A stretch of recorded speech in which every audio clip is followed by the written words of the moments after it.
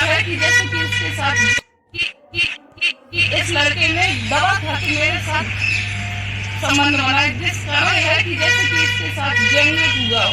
शादी की पहली रात थी, दुल्हन कमरे में बैठी हुई अपने दूल्हा का इंतजार कर रही थी, लेकिन दूल्हा अपने दोस्तों के पास था, उन दोस्तों की एडवाइस दे रहा था। दोस्त दूल्हे से बोल रहे थे कि आज की रात वो रात है, आज रात तुम्हारा इम्तिहान है और ये कुछ दवाएं हैं, इन दवाओं को ले जाकर दूध से खा लेना और फिर उसके बाद तुम्हें अपनी पत्नी को, नई नवेली दुल्हन को उसके सामने अपनी ताकत को पेश करना है, उसको दिखाना है कि तुम कितनी ज्यादा ताकत वाले हो। अगर आज की रात तुम अपनी ताकत नहीं दिखा पाए तो तुम्हारी बदनामी हो जाएगी। दुल्हन अपनी दोस्तों को बताएगी कि तुम्हारे अंदर कोई ताकत नहीं है, तुम बेहद ज्यादा कमजोर हो। और अगर आज की रात तुमने अपनी पत्नी को, अपनी दुल्हन को अपनी ताकत भरपूर तरीके से दिखा दी, अपने प्यार करने की ताकत, तो वो जिंदगी भर तुमसे दब कर रहेगी। ये यादगार पल तुम हमेशा याद रखोगे।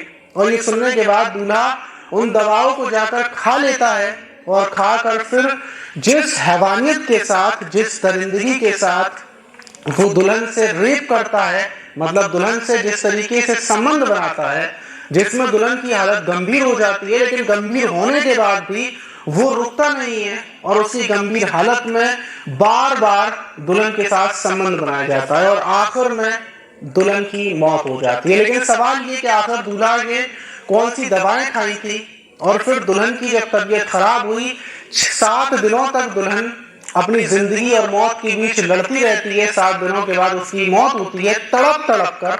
लेकिन सवाल ये है कि दुल्हन को आखिर बचा क्यों नहीं पाए, उसका इलाज क्यों नहीं हो पाया। ये जो सारे सवालों के जवाब पूरी घटना में मिलेंगे।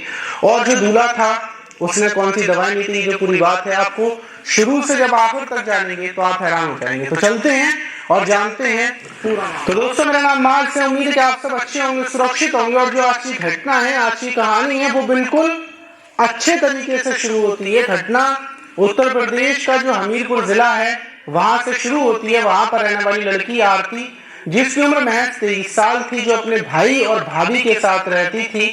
उसके माता पिता का बहुत पहले ही उसके माता पिता खत्म हो चुके थे। वो सिर्फ अपने भाई भाभी के साथ थी। भाई भाभी ने उसको पाल पोस कर बड़ा किया था। उसका भाई काम करता था, मजदूरी करता था, उन्हीं पैसों से उसने अपनी बहन को इतना बड़ा किया था। और अब आकर बहन की शादी की उम्र हो चुकी थी। और वहीं जब भाई रिश्ता देखता है तो उरई का रहने वाला संजू नाम का लड़का उसके साथ अपनी बहन का रिश्ता कर देता है। रिश्ता महीनों तक चलता है और शादी की डेट फिक्स होती है 3 फरवरी। 3 फरवरी को उरई से बारात आती है। बारात में ढेर सारे लोग आते हैं और जो संजू था वो दूल्हा बनकर आता है और सारा नाश्ता होता है। सारी जैसे भी प्रोग्राम होते हैं वो हर शादी की तरह चलता है। वहीं 4 फरवरी को जब ये लोग निकलते हैं, 3 फरवरी की रात, तो 4 फरवरी को संजू और जो आरती थी उसकी विदा करवा दी जाती है। और 4 फरवरी को आरती अपने ससुराल में पहुंच जाती है। ससुराल में पहुंचने के बाद अब जो